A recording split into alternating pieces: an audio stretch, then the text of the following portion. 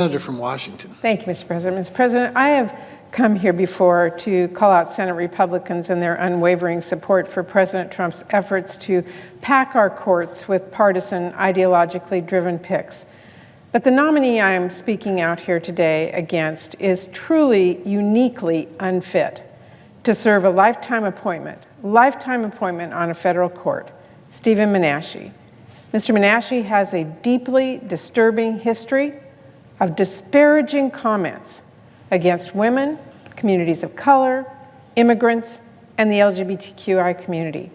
He unabashedly helped roll back protections for vulnerable communities.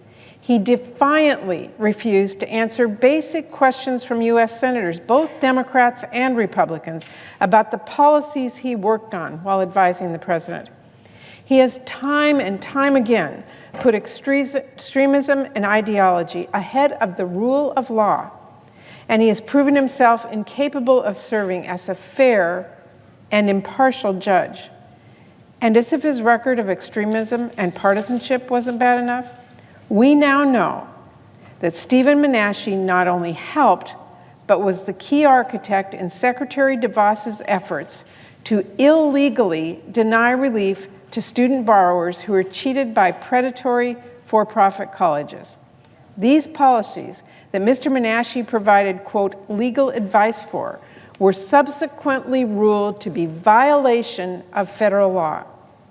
Secretary DeVos's policy on borrower defense led to her being held in contempt of court. Whether Mr. Menashi did not understand federal law, or whether he advised the Secretary of Education to blatantly ignore it at the expense of students, the fact is this latest revelation undoubtedly and unequivocally disqualifies him from serving a lifetime appointment on a federal court, or at least it should. Mr. President, tomorrow the Senate will take a critical vote.